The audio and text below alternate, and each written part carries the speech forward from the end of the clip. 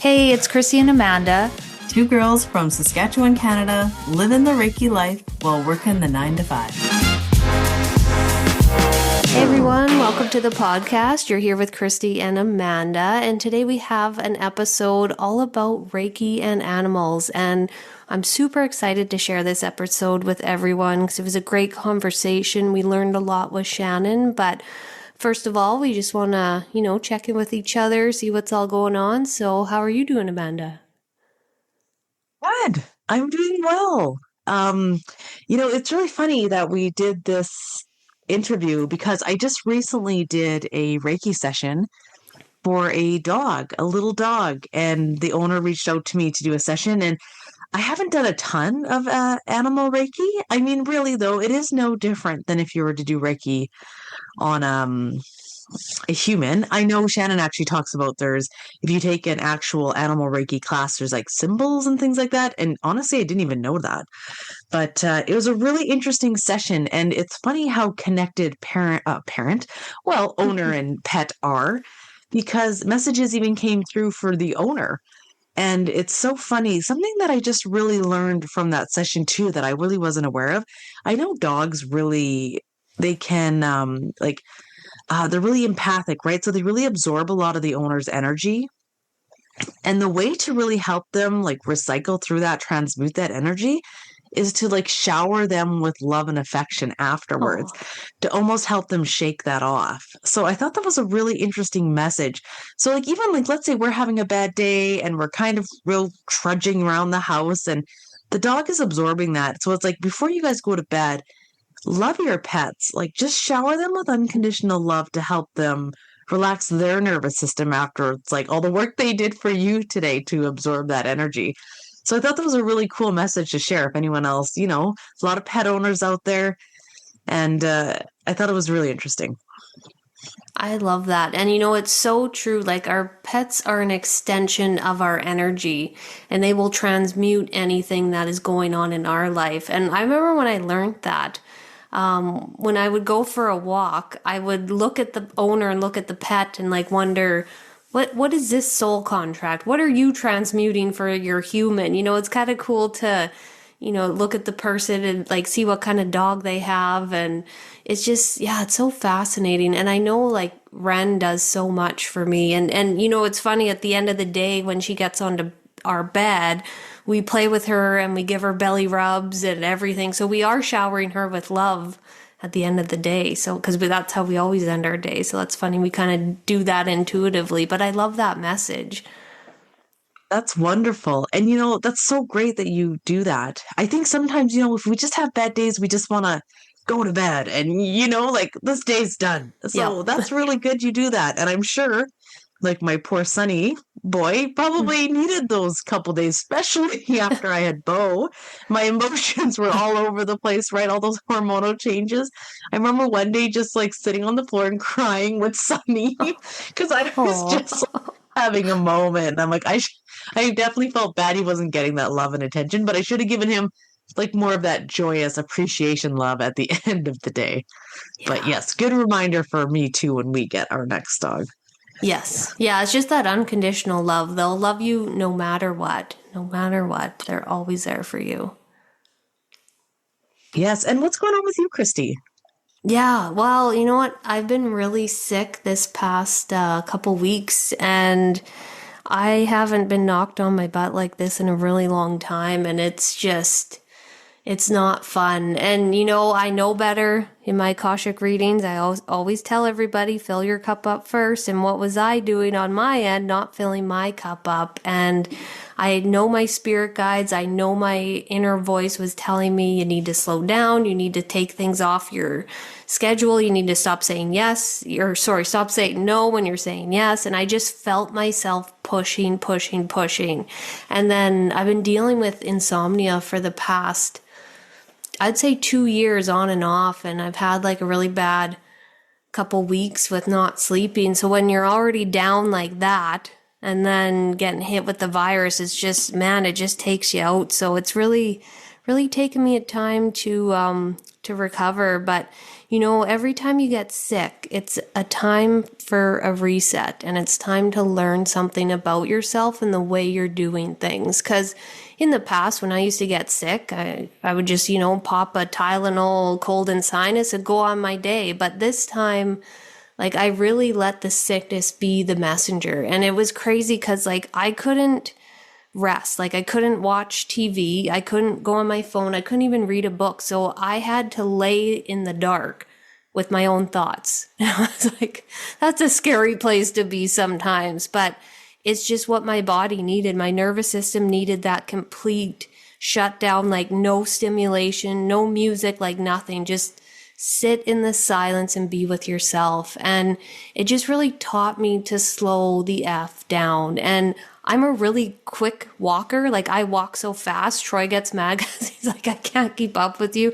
My mom and I we always walk fast. And today, I was at the herbal store and I was picking up some herbs, and I was trying to walk fast, my usual pace, but I couldn't keep up. And I was just like, I need to slow down. I walked slow and I was like, this is really nice. I'm enjoying this. I'm not in a rush to the next thing. Like, I was just really in that present moment. So I feel like this is just a huge reset. I was trying to push myself to the end of December where I take a couple weeks off. I was like, oh, I'll get there and I'll have a break. Everything will be great. But no, my body had a different plan. And that one saying that goes, if you don't make time, how's it go? Some of you don't make time for your health, you'll be forced to make time for it. Or like, I don't know how it goes, but there's something like when you're sick, you need to take care of yourself. You need to slow down and learn the lesson, because it's just, your body is the messenger. So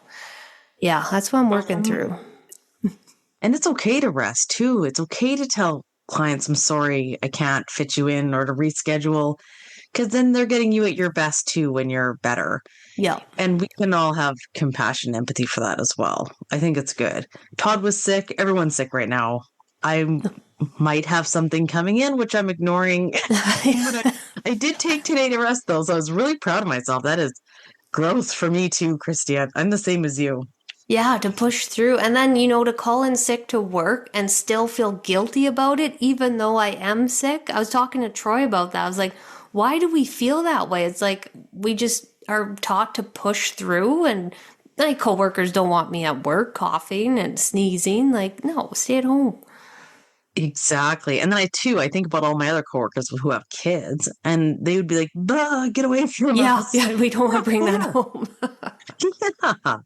100%. This isn't just about me. Like, yeah, let's stop the spread. Wasn't that a theme at one time? Yes, it was. Yeah, did we not learn anything? Yeah, I know. It's like none of that happened. Get your ass back in the office. So true. Oh, yeah.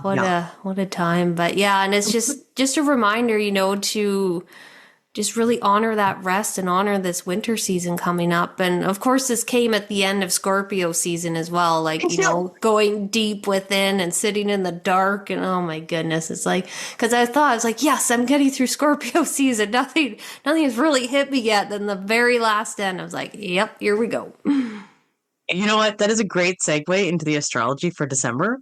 So nobody survived Scorpio season. It was wild this year. Like, a lot of clients I talked to, a lot of people having relationship endings. Like, holy, it was furious this year. And, we are in that year of the 9. So it's like things are coming to that gradual end, right? So it does kind of make sense. But yes, nobody survived. No, they didn't. But yeah, let's get into December astrology. So December 4th, we have the full moon in Gemini.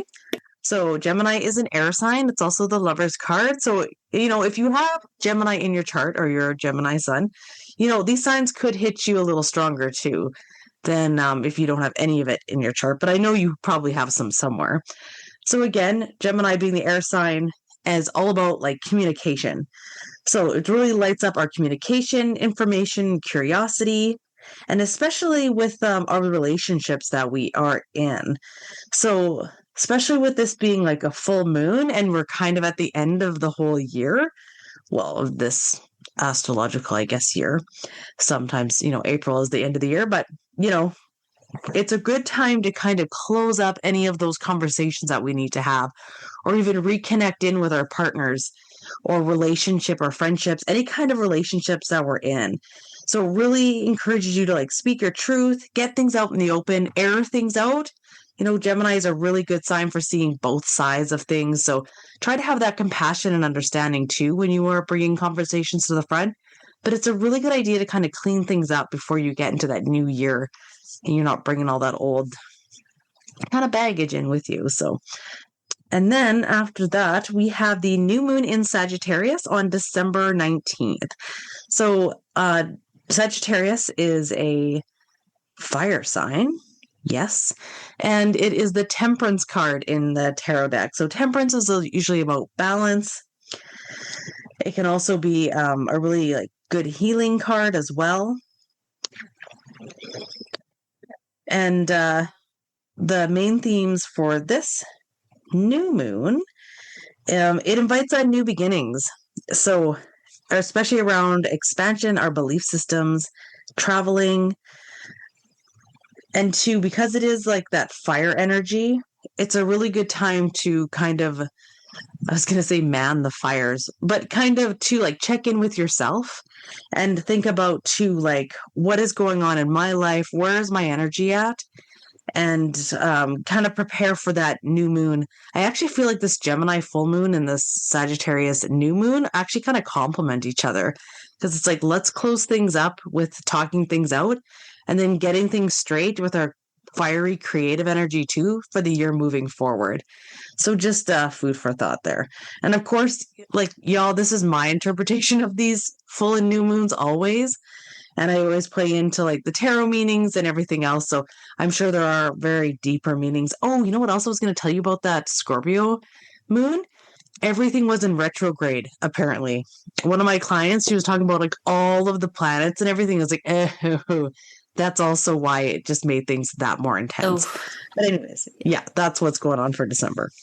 A little more messy. Yep, that makes a lot of sense. Okay, well, December doesn't sound too bad, like regarding the moons. Like I haven't done any more research than that, but yeah, no, that sounds great. And it's so interesting. Sagittarius is around Christmas time. Like I love Sagittarius season so much because it's all about like adventure, trying new things, and just, yeah, I don't know. And Troy's a Sagittarius, but I feel like he's on like the Scorpio. Like he's right in between, and I see more Scorpio in him sometimes. And then I see the Sagittarius. Yeah, it's kind of interesting, but yeah. And those signs that are really close to another one, they can definitely pick up those qualities. Yeah. Because I feel like my Gemini is on the cusp of Taurus. And I do find I carry a lot of like Taurus energy as well. Yeah, I could see that. Yep. Yeah, right. With the groundedness and just like being the homebody. Yeah. Yeah. Yes. And like the finances and like stability. Yeah. Yeah. Yeah. And it's funny. So funny. Yeah, I was like, security. Yes. Big time. I love Taurus energy. And I really wanted to find out Troy's moon sign. So I was grilling his mama, when was he born? And one time she was like, oh, it was like 6 a.m. is in the morning. And then she wished him a happy birthday the one year. And then she's like, oh, 2 p.m. I gave birth to you. And I was like, well, what is it? I was like, I don't know what time it is. And then she's just like, I don't know, around noon. And so yeah, we don't know his moon sign because the moon sign like shows so much about the emotional side. And yes, yeah, it is like your shadow self. You can almost tell more about your moon sign than you can even about your sun, actually. Yes. Yeah. I know. I wonder if you could like call a hospital and if they would have record of that. Yeah, I always wondered that if they could find out your birth time. I know there is like really good astrologers that can kind of they can pinpoint it or like it's an educated guess, I would say, but yeah. Well, I'm going to ask Charlie or his mom again. Cause his birthday was just recent. I gotta see what her answer is again this time. Maybe it'll become more clear. Absolutely. Yeah. All right. Okay, so should we get into the episode with Shannon? Yeah, let's dive in. Okay, so on today's episode, we have a remarkable guest. Her name is Shannon Cutts. She is the compassionate founder behind Animal Love Languages. Shannon brings a beautifully unique blend of intuitive gifts. She is an animal sensitive communicator, Reiki Master, and dedicated teacher of interspecies connection. Through her pioneer work, Shannon empowers pet guardians to talk directly with their animal companions, helping to ease grief, strengthen bonds, and support healing. Shannon also has her own podcast, the Let's Talk to Animals podcast, and you can find her on all major platforms. She really gave us a lot of insight today on having communicating with your pets and doing Reiki on pets. So we are very excited for you to meet her today and talk to her. Welcome, Shannon. We're really excited to have you on the podcast today. Thanks for being here. Looking forward to connecting with both of you. And of course, this is one of the great loves of my life. So getting to meet with both of you and talk Reiki is a highlight for me as well. I appreciate the invitation. Yeah, we can't wait to dive in. And where we want to start today is, can you share about your Reiki journey? Like, how did you come across Reiki and how did that all transpire to where you are today? Such a great question. And, it's interesting looking back. I'm in my mid 50s now. I'm going to turn 55 in just about a month and a half. And it's given me quite a bit of perspective. Of course, at the time when I first discovered Reiki, I was a tender 20-something living in a very different time period than where we find ourselves today. I had really never met anybody that worked with energy before. I certainly had never heard the word intuition or energy healing. And I was practicing meditation kind of secretively, because back in those days, especially living in the deep Bible Belt South, where I am here in Texas, if you mentioned to anyone that you meditate, they wanted to exorcise you. So an extreme different culture than where most of us find ourselves today. And in the meditation circle I was participating in, there was one woman who was a Reiki master, and she casually offered to teach us. I think she probably did use the word attune, which is what we're more familiar with, but I don't necessarily remember her saying that. She just said, I'm holding a class for Reiki level 1 for anyone who would like to join in, and it'll be like a donation, whatever you can afford. And I couldn't afford very much. That sounded like the right price. And I was curious. And I liked the folks I was meditating with, and several of them were signing up. So I went ahead and jumped on it and went through Reiki level 1. She gave us an old-fashioned paper binder with printouts of the symbols. And I really didn't understand anything she was talking about, but just knew I enjoyed the company. It seemed like good energy. So then she offered Reiki level 2, same deal, met in person, did some breathing. She did something while her eyes were closed. And then she introduced the idea of practicing on one another. And at that point, I was like, whoa. Because I really didn't understand it. And I was a very, very shy human who was just still recovering from some eating disorder and mental health issues. And that was too up close and personal for me. And so I kind of dropped it and I went on about my way. Fast forward through a very, very varied career that really only makes sense in hindsight, looking back now. So any of you who are listening today who feel like, I don't really understand why I've had the jobs and the experiences that I've had, and where's the common theme here and how does it all add up? It does, but you probably won't see it until you're further along on your path. So around age 38, 40, I founded an online nonprofit for people recovering from eating disorders. And that allowed me a lot of exposure to various energy modalities, and the culture was starting to shift. And out of that experience, I met my best friend, my late best friend. And we talked every day. We were each other's everything. And she wanted to work in hospice and became attuned at the master's level. And she would tell me these fabulous stories of going into the hospice and volunteering to offer Reiki to the patients and their families. And I had kind of forgotten that I'd ever been attuned. Well, right around my 50th birthday, my best friend Marcy unexpectedly passed away. And right around the same time, my father started a sharp, unexpected decline. And one day I was over visiting him, and he walked by and he had a degenerative illness. And I kid you not, by then I was communicating with animals. So all this started to kind of really ramp up and unfold when I turned 50. So I was studying animal communication already, but I'd kind of forgotten about my attunement, and certainly wasn't really taking a look at doing it professionally. And then one day when I was visiting my father, I kid you not, my hands just picked themselves up off my lap and started to follow him.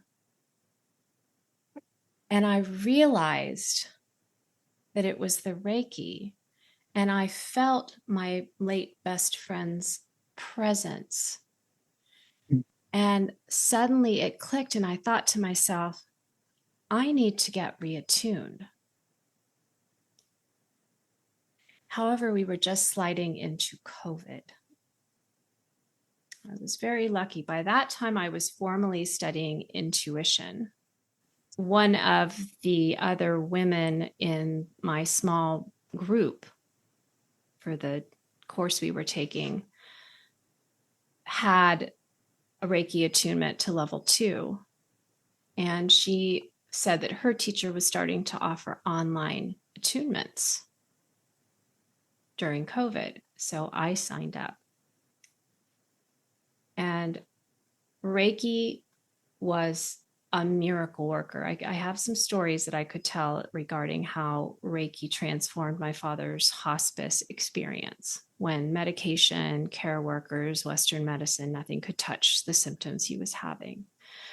And I never got all the way to master before my father passed, but Reiki was something that was every 4 hours. I was offering my dad Reiki every time he got his medications. And Reiki was just, it was a miracle. And so after that experience, I went ahead and I got my master level attunement in my dad's honor. And so it very naturally flowed, since I was receiving my reattunement and studying Reiki and learning how to work with it. And my father became my principal teacher and my late best friend. And I immediately had hands-on opportunities. And then it very naturally flowed that I began using Reiki with our own animals here in my interspecies family. And it very naturally flowed that I began offering pet Reiki as an adjunct to animal communication, as well as a standalone service. So for me, they've always been inextricably entwined. And I start every morning invoking the Reiki. And I am in love with Reiki. And I feel like, I'm just going to say it, I feel like Reiki loves me. We love each other. And what's so interesting is I used to say to Marcy all the time, my late best friend, she would tell me these stories and I would say to her, the Reiki just loves you. This energy just loves you so much. It does so many amazing, beautiful healing works through you. And I just was so in awe of her, but now I am feeling it, and I feel her with me a lot, guiding me through the Reiki. And so it has been in a time of catastrophic losses, one after another, an abrupt career change, a whole new life. Reiki has been my foundation. And I could not be more grateful to all of the gifts that this beautiful, benevolent, selfless, unconditionally loving energy has brought into my life. And then through me just showing up and just trusting the Reiki, not trying to control it, not trying to boss it around, but just allowing it to teach me. I have been able to offer many gifts to others. So that is my Reiki story, and it continues to unfold, but I am head over heels in love with Reiki and so grateful. Well, I know that Christy and I can relate to how, when you said about how your hands moved when your dad was in the room. Oh, we relate to that 100% because ours do the same thing. It's the Reiki loving us and pulling us to what needs to happen. And I think that's beautiful that that happened with you. I mean, it's an awful situation that your dad was in need like that, but it is such a blessing to give somebody that Reiki to help ease that transition because people need it so bad. And it was really amazing because I did not know what to do. I was just going through my attunement. Now, I was lucky because one of the beautiful hospice nurses, whom I still keep in touch with, she was attuned to level 2. And so she kind of became my unofficial mentor during that time. And when she would come to check on my dad, I would share experiences and ask her for guidance. So I feel like even for those maybe who are listening and maybe who are brand new, I feel like the Reiki has this way of placing others in our path to support us when our left brain mind starts going and saying, wait, do you know what you're doing? How are, and I mean, there's a formal course of study with hand positions and all, but I learned during COVID, we weren't allowed for any hands-on contact. So I felt like the Reiki wasn't fazed by that. It wasn't worried about the constraints of what we as a human culture were going through at the time. And that did not, at least in my experience, has not turned out to be a limitation. In fact, other than my own animals, I have clients in 24 countries. So most of my work, I never have the benefit of being even in the same room. And the Reiki has never paused. It's never been phased by any of that.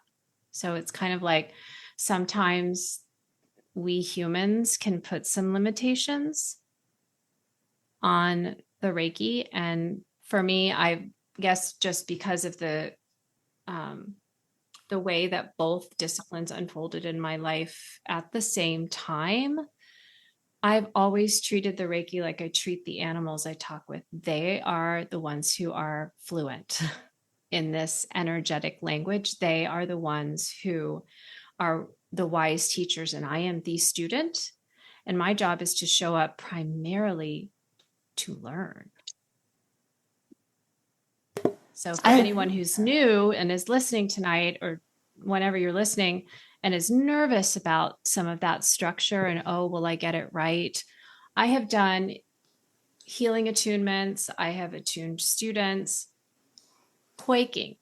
And after my very first time offering a distance Reiki attunement to a group of animal communication students, and I felt like I messed the whole thing up. And I was like, oh God, I don't think I did that right. And afterwards, one of the students wrote to me and she says, I'm very sensitive. And anytime I have a Reiki attunement, I always get sick to my stomach. It's not necessarily what we want to hear, but it does happen sometimes, especially when there's detoxification that's needed. And she said, I just want you to know that I was powerfully sick last night. And I was like, yes, it worked.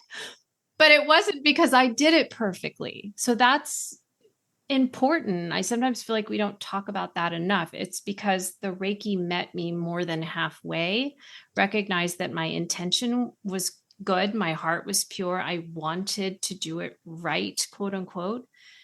And it made up the difference, more than made up the difference. So just understanding we are working with such a high vibration energy here. And when you combine that with the high vibration, unconditional love of the animal world, you better be all student mode here. We're not charging in, giving anybody direction.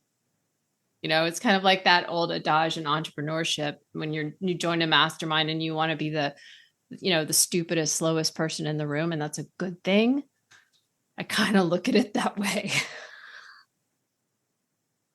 Danielle Stein, is that her name, who wrote Essential Reiki, actually talks about that when she's doing attunements. And if she knows if she messes up like a symbol or something, she knows the Reiki is going to meet her more than halfway and correct and just keep going. It's okay. It is like what you're doing, you're still getting it there. So that's funny because I worry about that sometimes too. And it's always okay. Yeah. Yeah. Funny. Yeah, and I had that happen just recently with the Reiki session, and I was being really rigid with what I was doing, and I more go with the flow, but I was like, I'm going to try like some traditional stuff, and I was just overthinking it, and then I was like, well, was that good enough? I don't know. And then I just trusted that, the Reiki energy is so intelligent that it is going to do what it needs to do. It doesn't need me to be in the driver's seat. It's like more like I'm in the passenger seat and it's driving, it's doing its thing. It knows where to go. So that was kind of like a lesson for me to, just trust in myself and trust in the Reiki. So I love that you said that today. That's really neat. Yeah. Yeah. And if we just give it a minute, it will calm us down. And I know that the traditional protocol states that when we're giving the distance Reiki, that's the only time when it's not infusing us to the level that when we would be doing it in person. But I always feel so supported that I kind of feel like, well, either way, I feel like no matter what I do, I always receive more than I'm ever able to give. Which is just very, very interesting. And I find that for animals in particular, and especially animals that I'm there to have a conversation with, but perhaps they're going through something like trauma, illness, injury, even an end of life transition process, and they're guarded energetically, having the Reiki as I kind of visualize it like those old school golden platters that the upper class used to deliver mail on to the gentry. You see them in those old period pieces, and they come in with this beautiful gold or silver platter, and there's a little calling card, and somebody's come to call, or they've delivered you a letter, a handwritten letter. That's the way I visualize the Reiki energy. It's like my calling card delivered on this golden platter. Yeah. And I find that when I introduce myself through the Reiki energy, it shifts that guardedness or low energy or resistance or whatever's going on, or shyness, whatever's going on with that animal. It shifts it into a deeper level of openness and trust. And more of a willingness to connect. Even if they don't want to have a full-blown conversation, I can at least get an energetic sense of where they're at and maybe a little bit more about what they need. Right. And maybe even be able to sense into, okay, maybe we want to do an energy session first,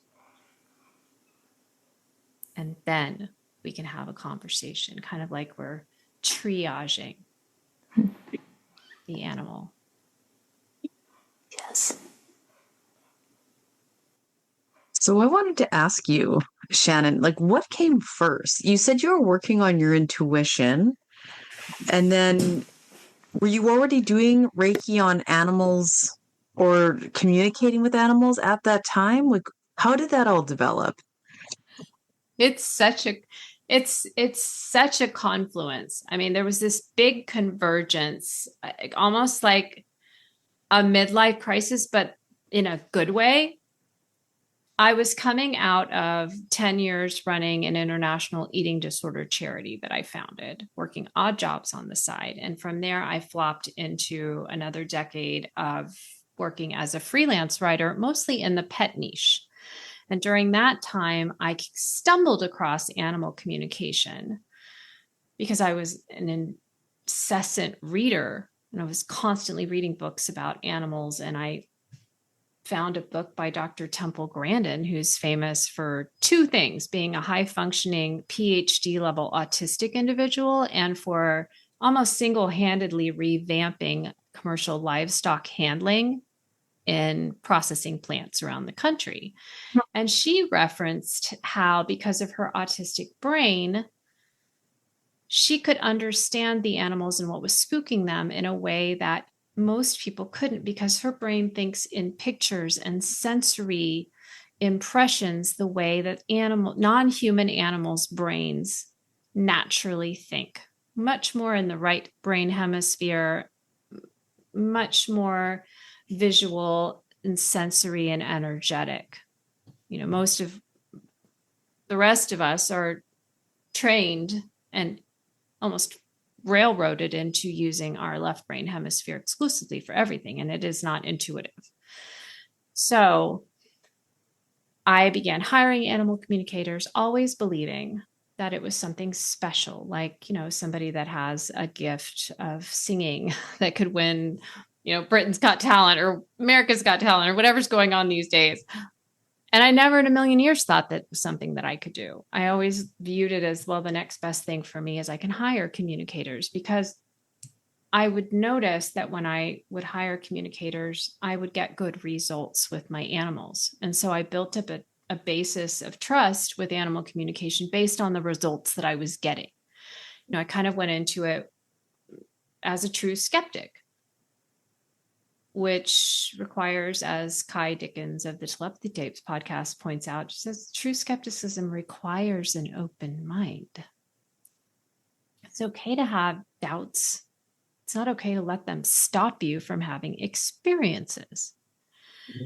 And so as I started working with animal communicators on all different kinds of things, everything from end of life to behavior issues to mystery health symptoms to missing animals, one day a communicator I was working with said, Shannon, you can do this too.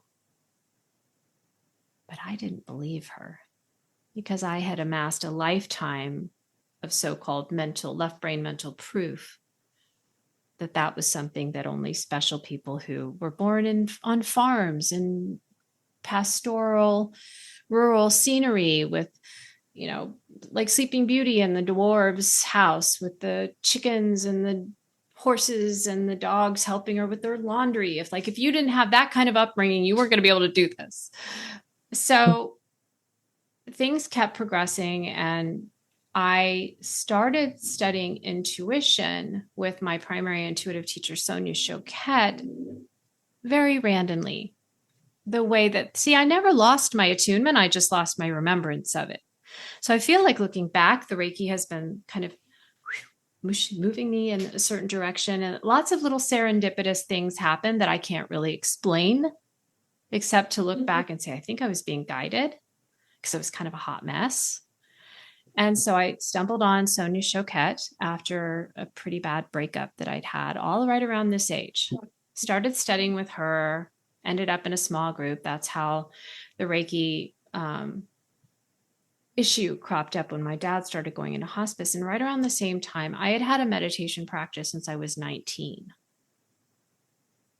And every so often I would get what we probably would call a download. I'd hear this little voice in my head tell me something important, like to leave my job and to go move to India and study with a guru, which I did. Little things or big things. I knew this voice, and I was meditating, minding my own business one day, as I always did. And I heard that same little voice say, "You are an animal sensitive and intuitive." And I thought, that's fascinating. I have no idea what it means. I have no clue. I mean, I didn't know the difference between animal sensitive and intuitive and animal communicator. And there are some very subtle differences, but essentially that's what the voice was saying. And so for my 50th birthday, my parents, my beautiful parents, asked me, what did I want? And I said, I really want a session with my intuitive teacher, Sonia, because I've got some questions for her. And they said, okay. And I got my session, and that was the first question I asked her. And she said, oh, you're an animal communicator. That's a brilliant career path for you. And I said, well, I do have this friend. Turns out it was the same friend that hooked me up with her Reiki teacher to get the attunement that I needed for my dad's hospice. And she and I had been casually talking about just taking a class for fun. And I told Sonia, I said, well, my friend and I have been kind of chatting about, taking a class. And she's like, talking about it, the animals are waiting to talk with you. You should be in it already. And I said, well, we can't decide what teacher to choose. And she says, it doesn't matter. The animals will teach you. So I honestly, looking back now, I suppose if I went back through my calendar, I might be able to put together an exact timeline. But at this point, I honestly can't quite figure out which came first. The Reiki or I think it all kind of got triggered around the same time. And at that same moment, so many things in my life were falling away. I mean, COVID and the rise of AI, they tanked my writing business. My relationship of many years, I broke up with him and we were done. Then my best friend and my dad passed away. My beautiful, beloved box turtle escaped and I couldn't find him. My mother had a catastrophic fall. I mean, it was one thing after another, after another, after another. And all during this time, what was happening was I was almost being railroaded into a situation in my life where intuition was the only reliable sense left.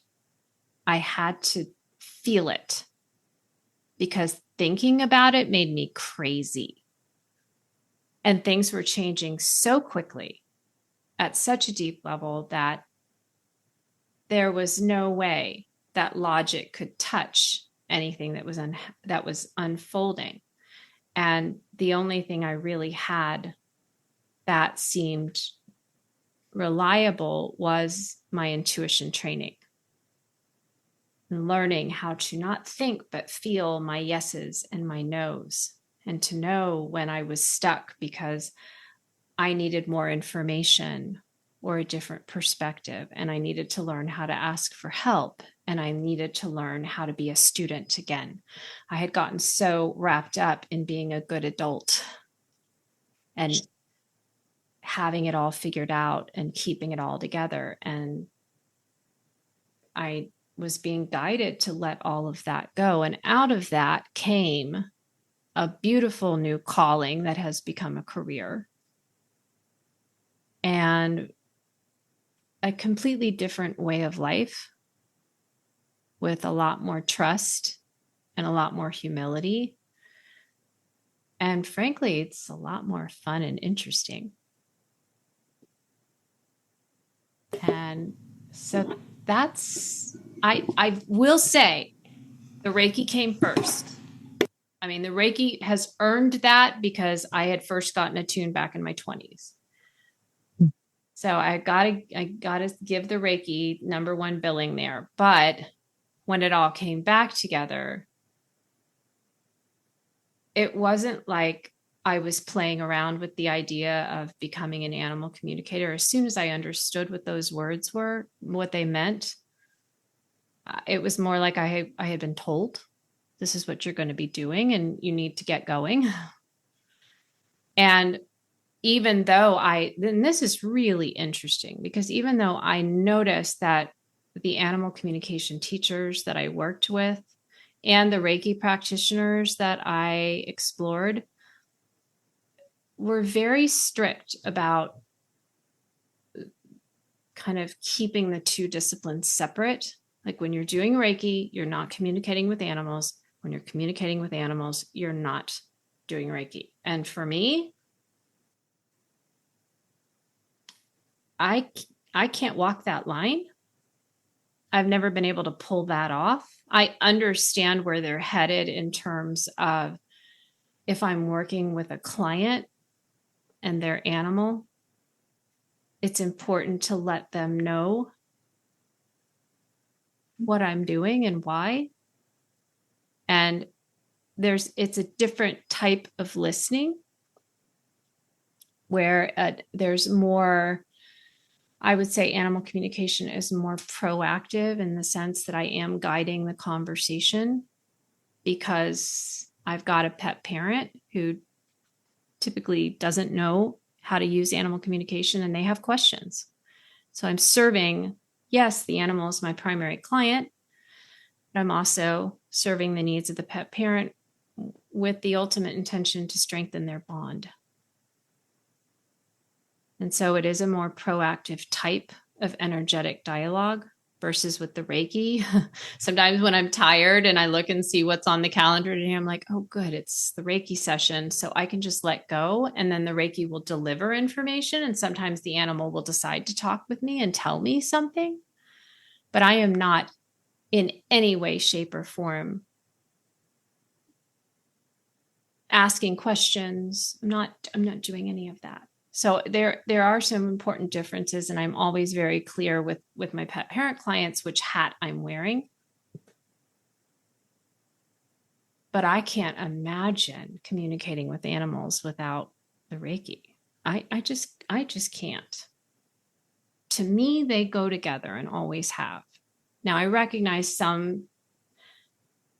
there are many types of energy disciplines available, many different schools, and we all have to find our own way. And I have many students who are Reiki attuned at some level, and some that are not. And I haven't noticed that being Reiki attuned gives you makes you better, I guess, for lack of a better way to describe it, at animal communication. I mean, it seems like as long as, again, animal communication, it's all about your intention and the openness of your heart and your unconditional love. And that is its own form of energy exchange. But I have noticed that communicators who are Reiki attuned tend to have a little bit of an easier time staying calm themselves through the learning process. When we're learning animal communication and our stuff comes up, because the animals are wonderful mirrors. So if we come into, and I can speak from personal experience, coming into animal communication and having certain areas of my life where I don't really like to have conversations about that, or I feel a little bit guarded about this, that, or the other.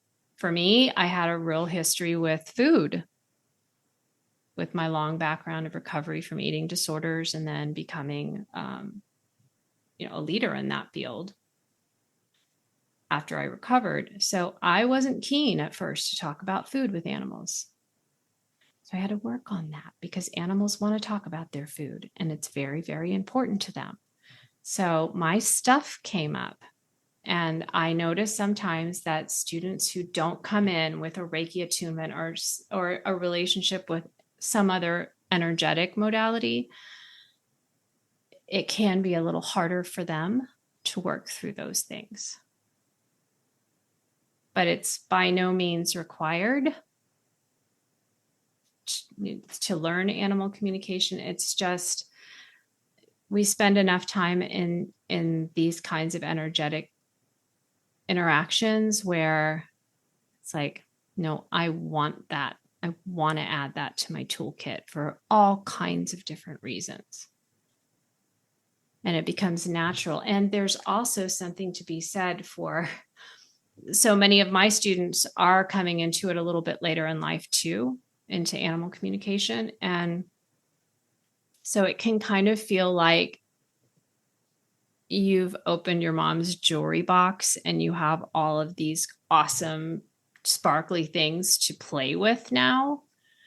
And so it's like, oh, I can learn about crystals, and I can learn about Reiki, and I can learn about tuning forks, and I can learn about acupressure. And it's like, oh my goodness. And before you know it, you've got course overload, and because it's this whole fascinating new world. And for many of us who are, a little bit older, none of that stuff was really on the table.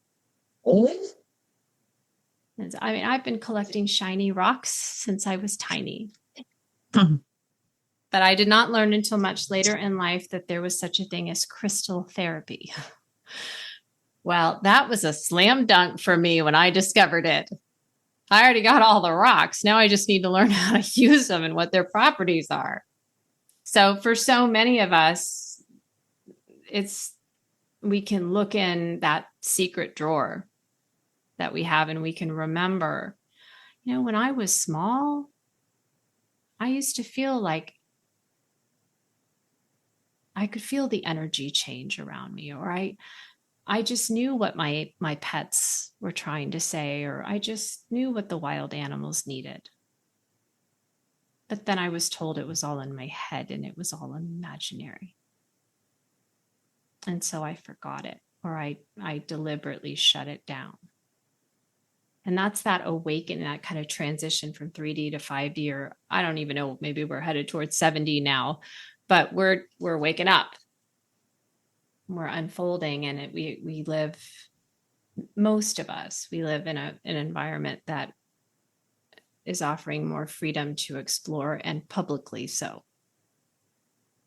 And to connect with others. That's the other beautiful thing that animal communication brought me, and Reiki, is, I used to be one of those people who just thought, I'm just a weirdo.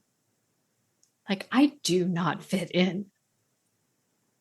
Until I started down this path. And then I suddenly realized that the world is full of wonderful weirdos just like me. And I found my people. And that's the other kind of the unsung hero of the Reiki and the animal communication communities. It's like, okay, maybe you can't talk about this stuff with your neighbor or even your partner, but you can talk about it with us. We're very, very interested. And it becomes really fun. Yeah. Wow. There's so much to unpack there. There's like so many things I wanted to ask you about. What I wanted to touch on was when you're communicating with the animals, how is it coming in? Like, are you hearing things? Are you seeing things? Are you sensing things? Like, what goes on there? Or do you have like a prominent Claire? Or that's a great question. And when I teach, one of the things that I share with my students is we all do tend to develop. And for anyone who's listening who's not quite sure what the clairs are, maybe you've just discovered this podcast, we're talking about kind of our inward facing senses, what some people call the sixth sense, which is actually a group of senses comprised of inner sight, inner hearing, inner smelling and tasting, which can be very interesting, inner feeling and sensing, and as in tactile sensations, as well as that inner gut knowing, that thing that you maybe know and you don't know how you know, and your left brain mind can't talk you out of knowing it. You didn't know it a moment ago, that sort of thing. So this is what we're talking about. And for most of us, no matter how idyllic your childhood may have been, there have been times for all of us when we may have felt like we were in danger, or we just needed a leg up to try to navigate unknown situations. And so what gets us through that is a deeply primitive nervous system wiring that relies on a simple system of yes, no, and maybe, fight, flight, or freeze. And that's that baseline level of intuitive knowing, or what some call the clairs. clear seeing, clear hearing, clear smelling, tasting, etc. And for most of us, we come in for reasons that I have not yet been able to unravel. We come in with maybe one or two pathways, just a little more open than all the others. And if you're listening right now and you can think of, yeah, I tend to get things in visuals, or I tend to just hear a voice like what I described earlier, or I just kind of know things sometimes. And I don't know how or why, but they turn out to be accurate. That's what we're talking about here. For me, my strongest clair or sense, inward facing sense coming in was clair cognizance, clear knowing. And my next strongest sense was clair sentience, which is clear feeling. And I just struggled with that at first, because when I started learning animal communication, I was in a group of students and everybody's had different strengths. And of course, the really glamorous ones were the students that would get these mini movies with Technicolor sound, or they would, the animal was acting out charades in their inner eye, or it was like very dramatic and obvious. And so when I started studying formally and practicing and doing my practicum, I was so frustrated, and I thought, I suck at this. Like, I'm not good at this at all, until a mentor took me aside and said, I'm going to practice with you because I think I know what's going on. And I was practicing with her corn snake. And I kept getting hung up and hung up and hung up in my mind until she said, just tell me what you know. And all of a sudden, the snake's whole story poured out. And she said, you're claircognizant. And as soon as I identified what my strongest pathway was, then I was able to kind of find my feet and develop a little confidence and start to develop the others. So what I tell my students is we're all going to come in with different pathways that are a little stronger for whatever reason, because those were the pathways that worked the best for us to keep us alive, to keep us safe, to keep us grounded, to keep us moving forward early in life. And we just learned to kind of default to those. And none of the pathways are off limits to any of us. So it kind of drives me a little nuts, although I really understand it because I've been there, when somebody says, oh, well, I'm just clairvoyant. Oh, I'm clairaudient. It's like, no, you're all the clairs. You just haven't developed the others. Imagine if you had developed all of them, like put them in a rotation, practice with all of them, and you knew what you were doing growing up, you'd be amazing. So it's like, at least when you study with me, you get to develop all the clairs, not just the ones that maybe you've gotten to the point where you're even a little lazy and don't know it, and you just default to those. And they may remain your strongest pathways, but that's the beauty of practicing animal communication and practicing Reiki. If we don't actually work with our tools, it just stays up in our head. So for me, today, I am able to receive information visually, auditorily.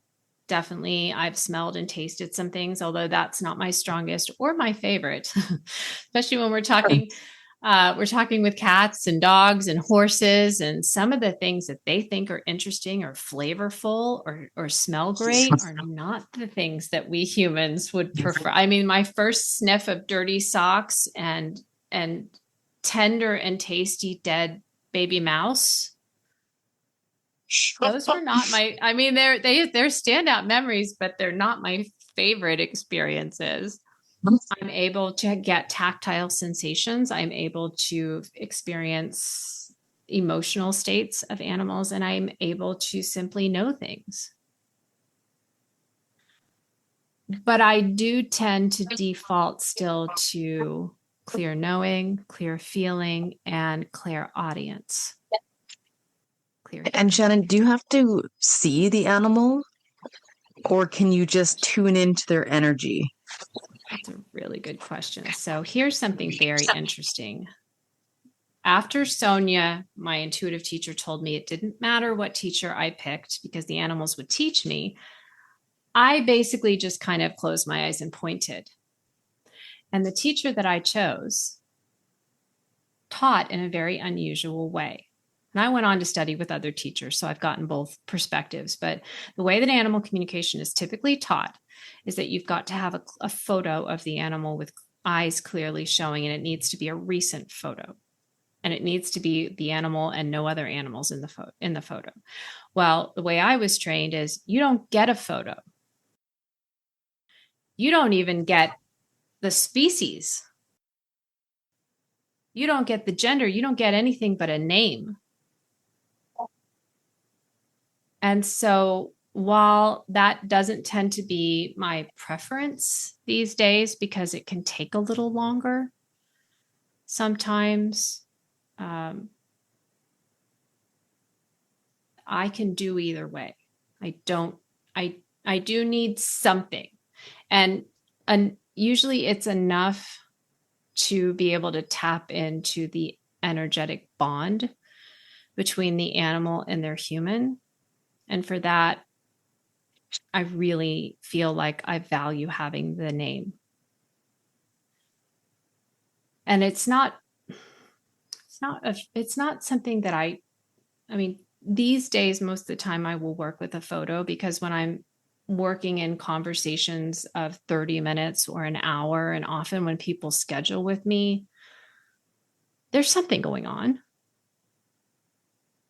And so, I'm not necessarily going to go on this wild exploratory guessing game with the animal and really diving deep and gathering all that information manually, so to speak.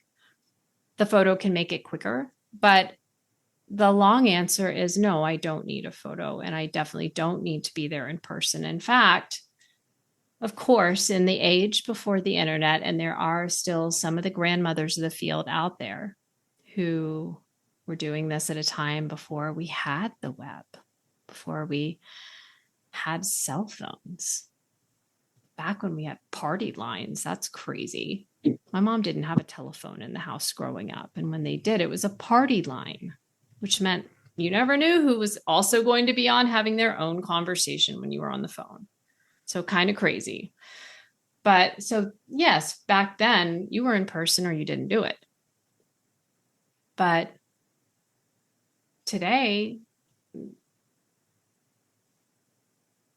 often it's actually distracting to be in person with an animal. I don't do a lot of house calls because here in a city of millions and millions of people where it takes 30 minutes to drive around the corner, it's just not expedient.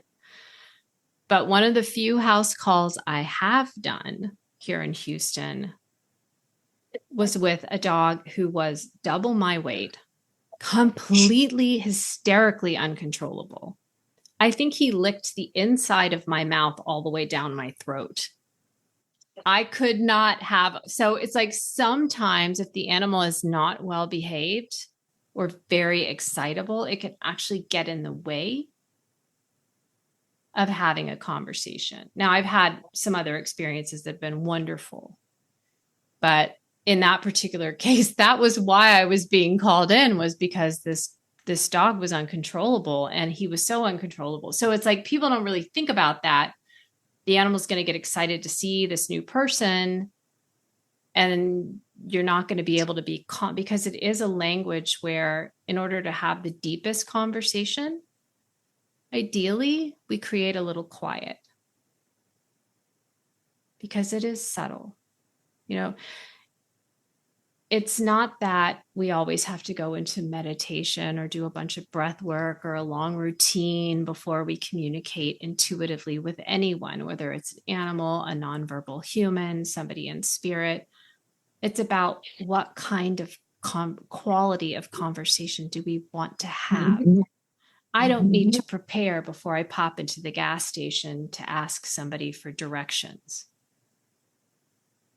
I don't need to do any deep breathing or set an intention to ask the person in the checkout line which aisle the flower is on. But if I want to have a conversation about somebody's end of life wishes, or where they're feeling pain, or why they just bit their brother for the fourth time, or how they feel about their human carers splitting up, or whether they want a pet friend, or et cetera, et cetera. I want to be in a harmonious and quiet, energetic space to do that, especially recognizing that for many pets, this may be their only chance. And if that human doesn't have a good experience that's beneficial and delivers some tangible, high quality results, they may never give animal communication a try again. I don't want to miss my chance to be of service because I don't take the time to put myself in the optimal space to listen at the deepest levels. Yeah, that makes sense. And yeah, when you go to somebody's house and the dog's so excited to see you, it would be hard to like tune in and get into that energy. And you know what? Challenging. Yeah. Like I know how excited my dog gets when someone new comes over because they got to smell, they got to figure you all out. But if it's by distance, that just seems like just such a more gentle way to get into that communication. And I was wondering, like, what do you mainly help with? Like, do you help with like a lot of different things? Like, or is there like one thing you're really strong in, or like what does that look like? I didn't have any agenda when I entered the field. I was just happy to have clients when I started and just excited to be able to do this. I mean, every day was kind of like, are you serious? Like, y'all are paying me for like, this is fun. This is amazing that I can do this. Over time, I have felt very guided into specific areas. So I work a lot with pets that are highly sensitive. So that's a genetic trait that affects about 20% of a given animal population, including human animals. And it basically translates in human terms. It's something that listeners, if you want to learn more about, you can go to Dr. Elaine Aronson and her work with the highly sensitive person. And so it's kind of it's a derivative of that work in the sense that highly sensitive pets are genetically programmed to be more reactive to bright lights, strong smells, loud noises, people and animals that have no personal space, even changes to their daily routine just impact their nervous system on a deeper level. It's an evolutionarily advantageous trait that's been scientifically verified in 100+ species so far. And so because I'm a highly sensitive person, I came into the field with kind of a working knowledge of that. So I was just able to spot it a little more easily.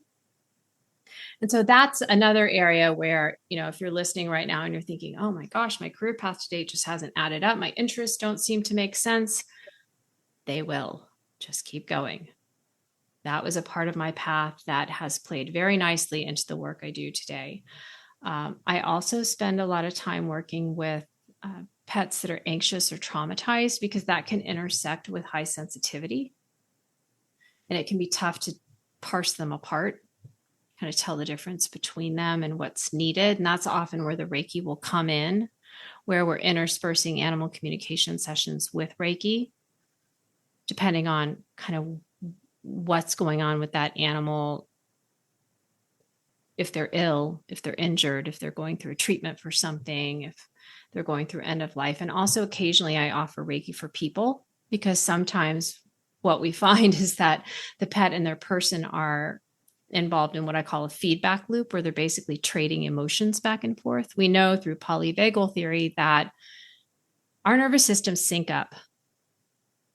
And that happens within our species groups, it happens between species.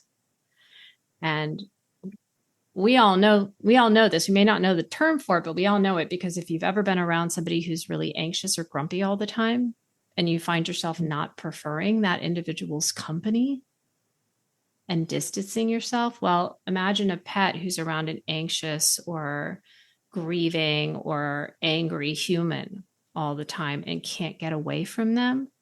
And so even if that person maybe has a good day, well, by then their pet's annoyed. So they're syncing their nervous systems, which is something we've been, and it's an autonomic function. We have been biologically wired to do this across species through our nervous systems for millennia.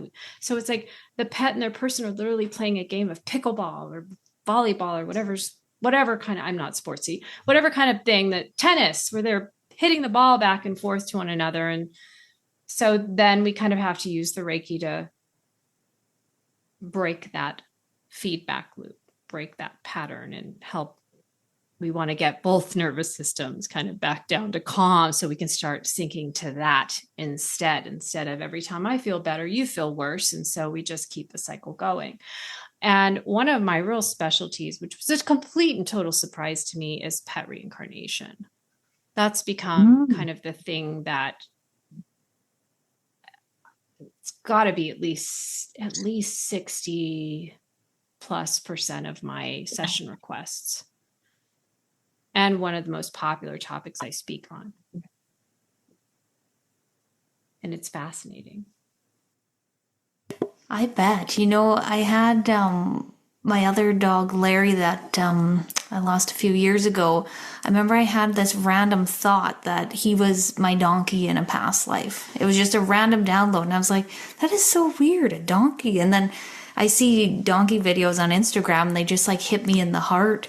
And it's just like, oh, okay, this all makes sense. And yeah, it's so wild to think about. They will find you. They will find you, and you will find them.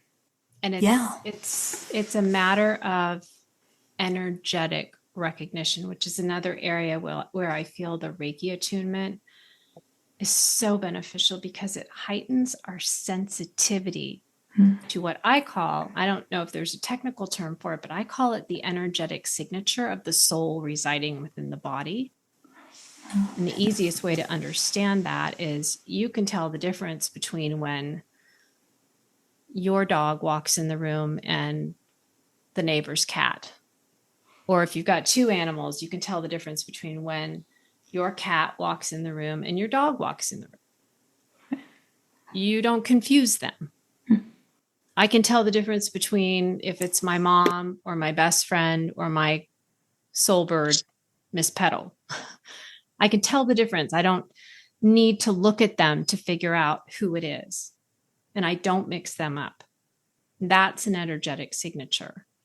And I have come to believe, through talking with so many animals who are in varying stages of the pet reincarnation process, that's the big challenge and opportunity when we're seeking one another again. It's like recognizing the signs of, I know you, and understanding it's because we've known each other before, rather than just going, I just have this inexplicable connection with this dog or cat or horse or bird or turtle, and I don't know why. It's like, yes, you do, because they're familiar to you. The reason you feel like you know them already and they're so dear to you and you just met is because this isn't the first time that you've been together.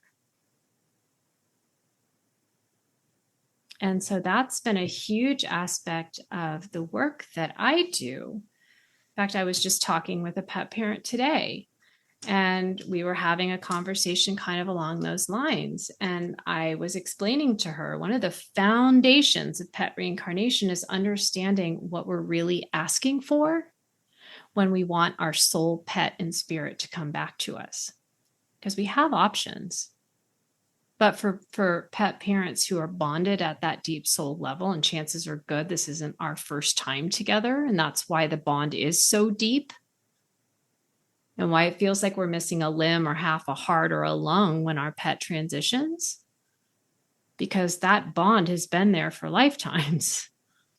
And so it's important to understand when we're asking for pet reincarnation versus not getting another pet, getting a different pet, fostering a pet, cloning our pet's body. There's a real mistaken understanding of like pet cloning. We're not cloning the DNA of the soul here. We're cloning the DNA of the body. So it's like, do you want a pet, another pet who looks like your pet in spirit, or do you want your pet in spirit? That's pet reincarnation. And what that really is, what a pet parent's really asking for is a soul awakening. Buckle up, honey. You're about to get a crash course in energetic signatures and intuition. And the pet, I got real curious at one point, and as a word nerd with a decade of freelance writing experience behind me, I'd gotten in the habit of researching words, and I got really curious one day, and I was like, what is this word pet? Like, why do we call our animal companions pets? So I researched it. And when I followed the word trail back to the roots, I discovered it was essentially a term coined to mean a possession of little consequence. Like, that doesn't really work for me. That's not how I feel about my animals. So I was like, you know what? I'm an animal communicator. I'm going to ask. So I asked the animal, I said, why do we call you a pet? And they said, well, that's easy. We are your partners, empathic friends, and teachers. And so when a human animal, a pet parent, asks for pet reincarnation, what they're really asking is to sit at the feet of the master.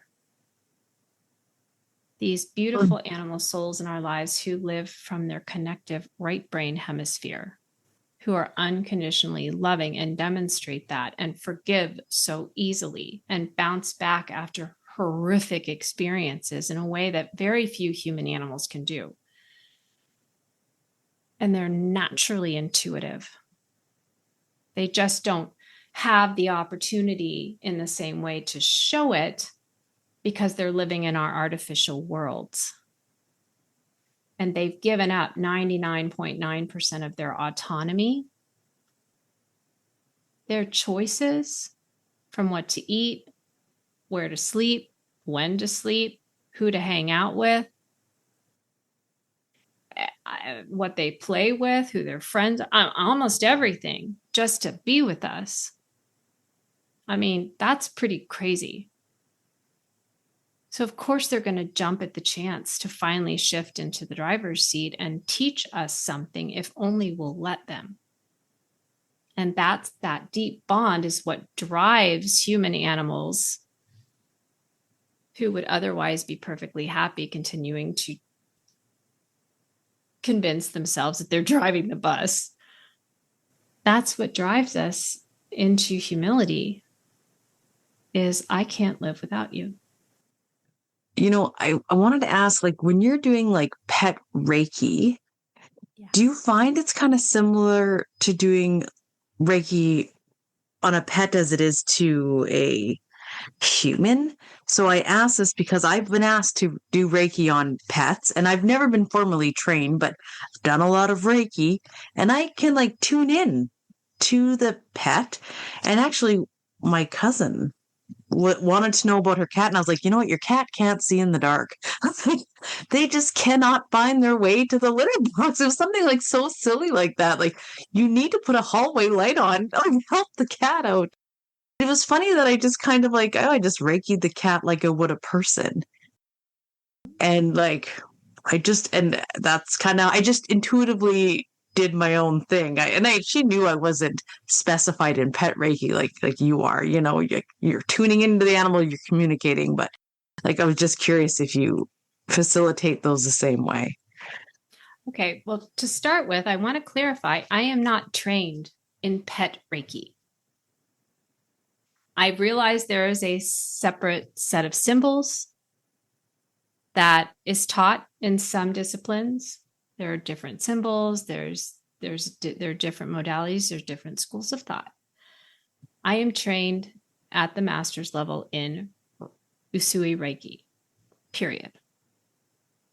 I have never received any guidance from Reiki that I need to pursue any additional training to work with human animals versus non-human animals. I realize that that is a controversial statement. And I recognize that there's always more to learn. And there are some incredible teachers out there. And I know I would benefit. But at some point, we have to trust in our existing toolkit and get to work and do good. And I have never found any reason to suspect that my ability to offer Reiki is limited or compromised in any way by not pursuing adding more symbols or getting attuned in animal Reiki versus human Reiki. I'm kind of colorblind that way. We are more alike than different. We have all the same basic physiognomy. We have all the same basic emotions. In my world, at least, although I realize, again, this is controversial, we all have heart and the capability to bond, to feel, to grieve, to get angry, to have preferences, and we all have an enduring spirit, as well as an individual soul that carries with it the energetic signature. And I don't feel like there's anything missing in my Reiki toolkit by not being formally certified by somebody who's made a name for themselves in the field working with pets versus people. And again, that's not to take away from those paths, but I just have never, ever, and I've looked into it and I have never gotten even the slightest bit of guidance that that is something that I need to add. And so when I work with the Reiki energy, it's a great question. And I'm just kind of sifting back. If you didn't tell me it was a human animal versus a feline versus a canine versus an equine, I don't think I would know.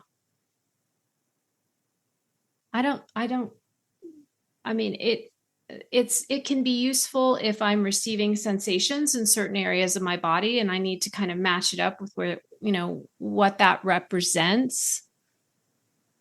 So sometimes when I do get information like what you just described, it can be useful to know what species you're dealing with, I guess.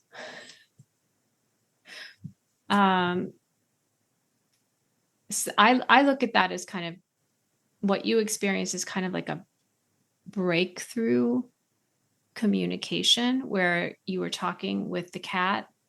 You were communicating energetically with the cat by transmitting the Reiki, and the Reiki just kind of gave the cat a heads up that your channel was open and that you might be receptive, and just kind of took the opportunity to send a message on through. And I get those sometimes too. And a lot of times I'll get guidance about certain crystals or essential oils or color therapy that might be of benefit. And I always pass that information along. Sometimes I'll get little messages. Sometimes if I'm working with an animal, they will share a message they want me to give their human. Sometimes if I'm working with a human, which happens less frequently, but I will get messages of a personal nature about relationships or their emotional state, even if they didn't tell me. But I'm always aware that that's not my primary focus. So if it comes through, I allow it, and I trust it, and I pass it along. And I just give the PS. I was not, I did not ask for this information for what it may be worth. This is just what came through. So it absolutely happens. And that's a valuable message. And if that was this cat's one opportunity, I'm sure that, the opportunity knocks, and you're going to take it. But I haven't really found any difference. My intention is always the same, to be a pure, open channel for the Reiki to offer that other individual, regardless of species, whatever is in their highest and best good. I mean, I feel like that, for me, that feels like the job, if you want to call it a job. That's why we show up and we transmit the Reiki. And in a way, I've had people say to me, "Oh, well, my cat is very sensitive, or my dog is very sensitive to Reiki." A lot of times I hear that with cats, like, don't send it too strongly. And I'm like, it's not like I go and I adjust the strength of my signal before. The Reiki is intelligent. And what's important is, with any animal, and this is what kind of sets people Reiki apart from animal Reiki, is that we're kind of where we started tonight, talking about the traditional hand positions and the formal training. We don't want to be chasing the cat or the horse or the turtle around the room because we're insisting on doing the hand positions. So there are some systems where they really emphasize hands off. They emphasize the animal has a way to exit the room. They emphasize the animal always has the right to say if, when, and how much. But ultimately, since I've never worked with hand positions with animals, that I've never felt that was necessary. I would never dream of imposing myself on an animal. And I can't imagine, I'm sure there's all kinds of different styles out there, all kinds of different practitioners with different ways of approaching things. But for me, that should be a given. And I think that maybe, where some extra training can be helpful, where we're recognizing our non-human animal friends don't have a voice the way we do, to go, stop, don't come any closer. I'm not comfortable with hand positions. So it's like, I just don't do that. I don't even work in person with animals except my own. And even then I'm hands off, because it's awfully hard to do hand positions on a cockatiel or a box turtle. So it's just, it's like there are all kinds of different schools of thought. I recognize this can be a very controversial topic. But to me, if we approach it from first, do no harm, and simply offer the Reiki as a pure channel, and trust that it is not going to cause harm by overpowering that animal or imposing its will on that animal. I think there may be other things going on sometimes when a human says, "Oh, it was too strong for my cat." It's like, well, there may be other things that have gone on that we're not always aware of, that have caused that animal to react in a way that may be perceived as negative. I don't know. I haven't been in any of those situations. You know what? Like the cat or whichever, they're going to know when they've had enough Reiki absorbed into them, and they're going to be like, I'm done. And they're going to get up and leave, or they're going to stop taking it in. The animals are so intelligent that way. And another side note, Christy and I have taken so many different Reiki courses, And I still use the two basic symbols and the distant one, maybe, and the master's one. That's it. And I bet you we know a combination of about a zillion different Reiki symbols, and I still stick to those basic foundation ones. And Christy, like, we both had dogs that have passed. And like when you were giving Reiki to Larry, especially at the end there, you would just use the energy work. Like, how did you Reiki? You weren't doing standard hand positions on Larry, were you? No, no, not at all. And I couldn't even get over top of him. Like, I remember he was on the foot of my bed and I was kind of at the, like, yeah, I was a couple feet away from him. And I remember he was just like, that's enough. Like, I don't want any more. Cause it was like, he was on his very last days. And I was just like, but of course, like, you know, you want to do everything you can. And I was like, what do you mean you don't want any Reiki? And but I honored that. I just found it so strange in the moment, but like a hindsight, I see what was going on. But yeah. Yeah. So that's that sensitivity, keeping your heart open and trusting the Reiki, and that the animal will kind of be in charge of their process. And that's a beautiful example. So it may be in the past that animal Reiki was, a specific training that was very much needed, because there may have been people that really wanted to do the formal people Reiki hand positions and all that. And yeah, I don't know. I wouldn't dream of it.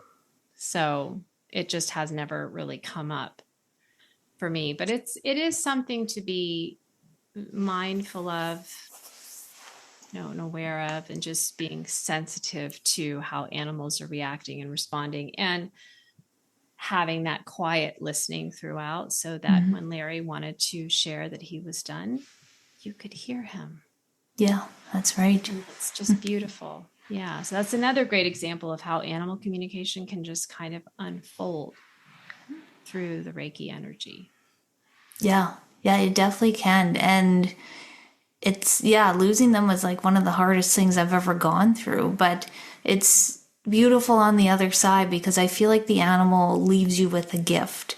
And I remember when he left, he said he was going to leave the animal kingdom door open to me. And ever since then, it was just like, he still makes me emotional. But he left it open. I was able to connect with the animals like so much easier after that. Like, I remember I was walking in a dog park, like it was a dog market and like things you could do outside. And there's this one, and it was like super hot that day. And there's this big overweight dog with a really tight sweater. And I heard him say like, I'm hot, get this sweater off of me. And I'm just like, what? Like, and I heard it and I was like, oh, that's the dog. Like, he's uncomfortable. And I just like, you want to run over there and like rip the sweater off of him. But yeah, it was just so beautiful to be able for him to open that up for me. And yeah, and then just going through the journey of saying goodbye and everything like that. And yeah, and Amanda, you recently went through the saying goodbye as well. And it's just, you're never the same. Like, really. Yeah. I know, Christy, you got me right in the heart. You're talking about Larry.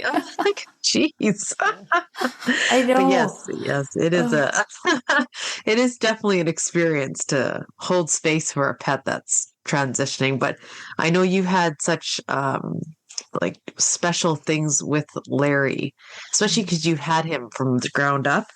And like Sunny came into my life with Todd so I still had Sunny for about 4 years, but still, it's quite a special thing. But it's a real special gift. And you've both just proven one of my big rallying cries, which is, we can all do this. Yeah. At the time when I was kind of coming of age and starting to explore Reiki, and it really was treated as if it was some kind of special thing that only special people could do. And the three of us just chatting here, we've all had experiences of it. And it's like, this is actually our birthright language. It's the language we used up until the age of 2 before we learned words. It's like somehow all of us managed to get our basic needs met and survive our first couple of nonverbal years of life. How did we do that? We established an intuitive bond with our primary caregivers. And we were able to make ourselves heard in subtle ways.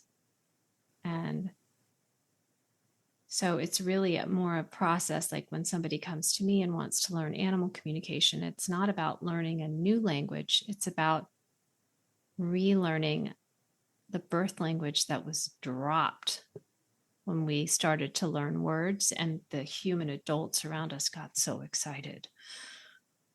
We spit out ball or cat or dad, and we got so much positive attention, and we're like, this word stuff works. I'm going to learn more of those. And we just dropped our birthright language. So it's like, it's about returning to our roots. And imagine again, like anybody who's listening, who's kind of animal communication curious, if you will, imagine if you'd continued studying and practicing and learning that birthright language right alongside learning your verbal language skills. You would be fluent in both languages today. So that's kind of the journey, that many of us, we come back to it as adults. Yeah, I never thought of it that way. Yeah. Our formal education is over and done with. And that's the other thing. It was so delightful. I kind of resisted it at first because I thought, gosh, learning animal communication is going to be so ponderous. Like, we enter into our formal schooling and we can look forward and we can see the next 12 to 16 years of our life are just consumed, planned out for us. It's like, it wasn't like that. It's very, very quick. It's very quick. I have students who started with me a few months ago who are already having really pretty profound conversations. Amazing. Because they're not starting from scratch.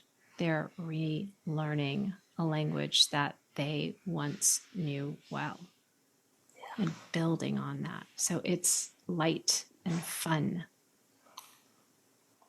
Yeah. And there's none of this memorizing and regurgitating facts. So that was really probably the most pleasant surprise out of any of it. And same with Reiki. It was like, yes, there's the formal study, but the Reiki, in fact, my Reiki master told us, she said, I'm not going to give you the quiz on the Reiki symbols until after I've attuned you, because in my experience, once you've been attuned, the Reiki symbols remember themselves. And she was right. Yeah.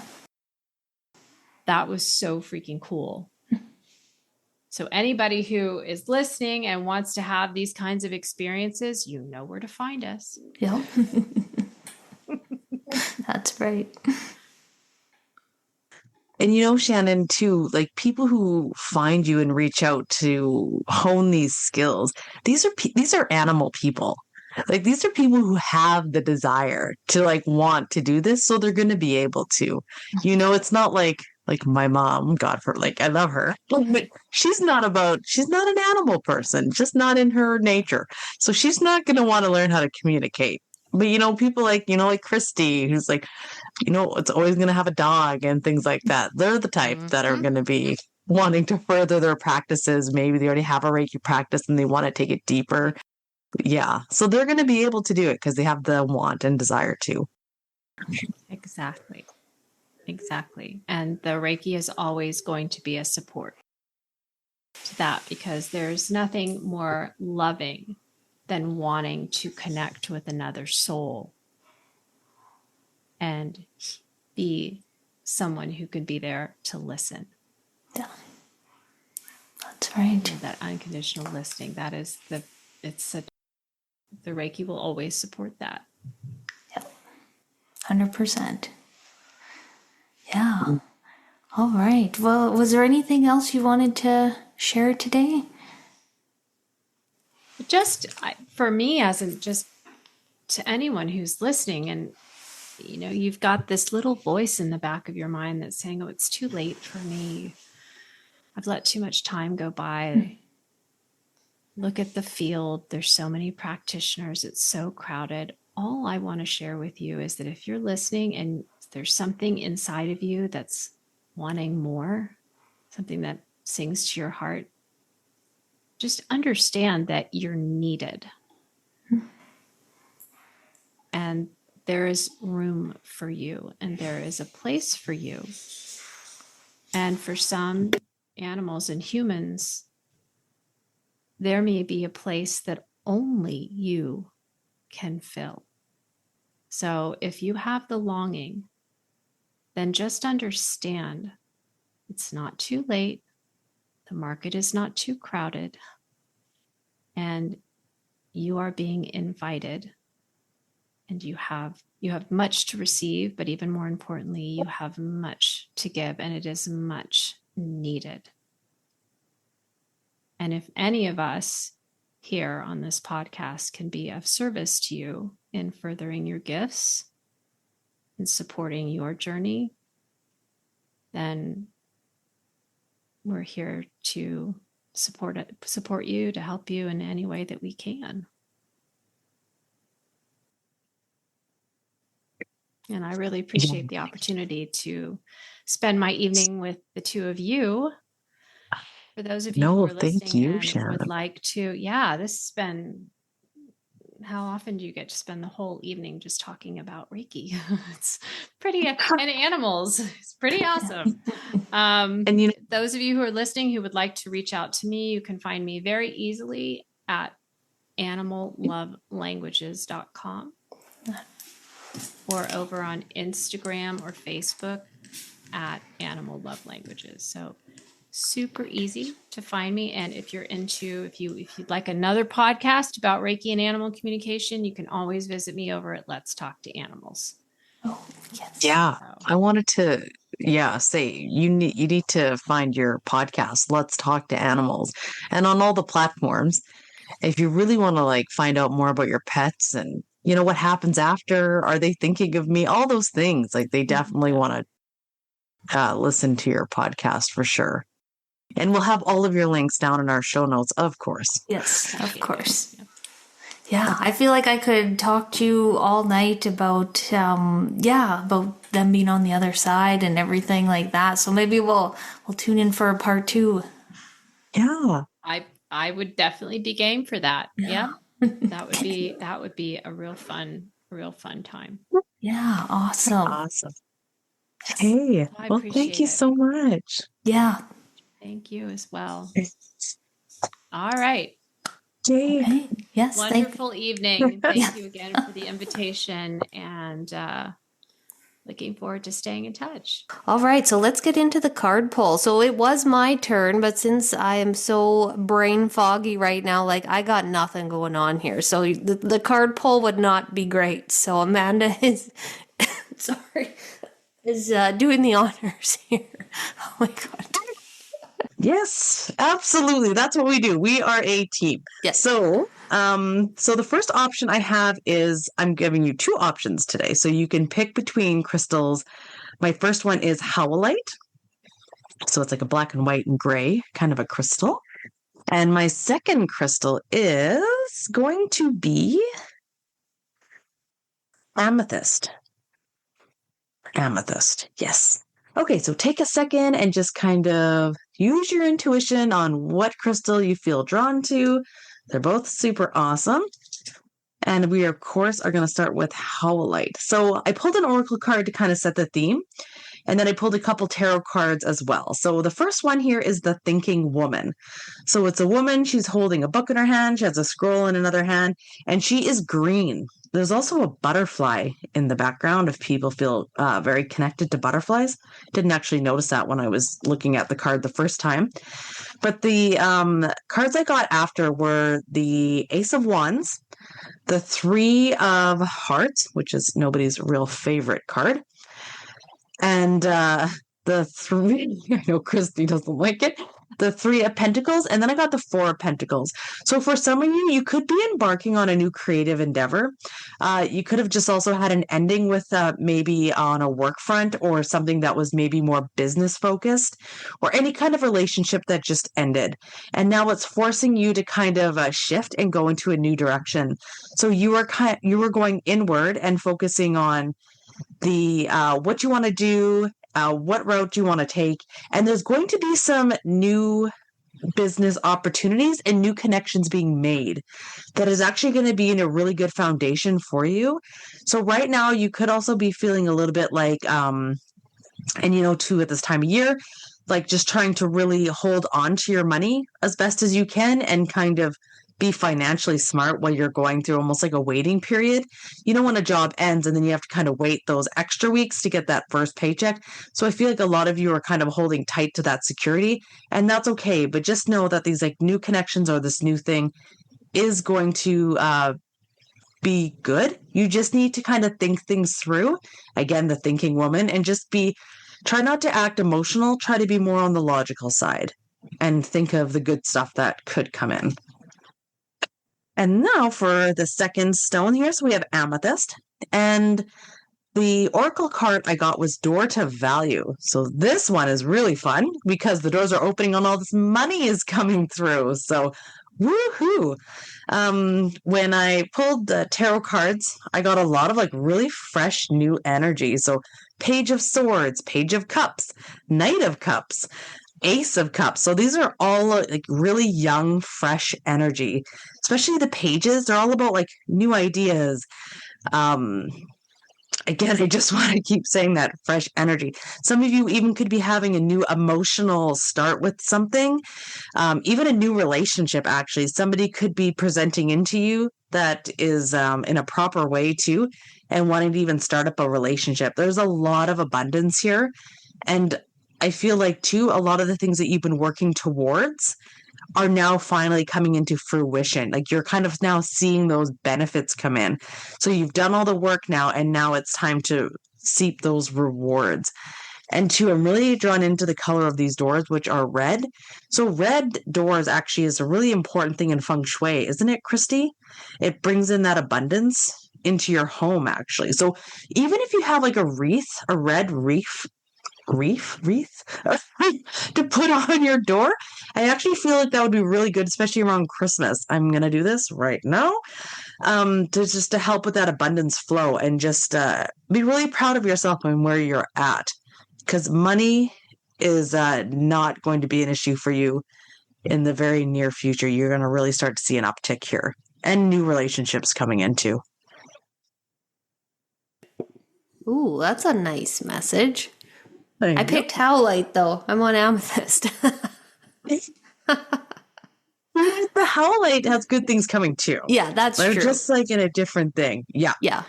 It's almost like a pause before. That's right. Yeah, actually. They do complement nothing each as other. deep. Yeah, nothing as deep as that last reading I did. Yeah. Oof. Woof is right. No, these are way nicer. Yep. Yes. All right. Well, thanks, Amanda, for that. And thanks for everybody for tuning in. And you know what? We didn't know that you could comment on our episodes on Spotify. So if you have commented and we didn't comment back, we're not ignoring you. We just found out that that is an option. So we do plan on going back and reading all those comments. So thank you so much. And thank you to everybody that reaches out to us on Instagram and shares stories about their Reiki journeys or have questions. And that's something that I really love. Yes, both of us do. And you know what else we have to mention is we're hosting another Reiki circle on December 15th. Right? Yes. The 15th? That's right. Yeah, so jump in on that. You guys, we had such a good circle last month. Like, we had people in every niche area that could help others out. It was such community. And we also did the Reiki thing, but it was just great to have people being there for other people. I was like, yes, this is what this is about. So come join that if you want to. Booking will be on our Instagram, and we'll put a link, and we'll make a post We always do. But yes, thank you, everyone, for listening and commenting and liking and 5 reviewing us. It's great. And follow us on Instagram, Live in the Reiki Life. Yep. That's right. And we have our personal pages as well. You can find me at The Birch Soul. And I am Reiki with Manda. Yeah. All right, guys. Thanks so much for tuning in, and we'll see you next time. Take care. 1, 2,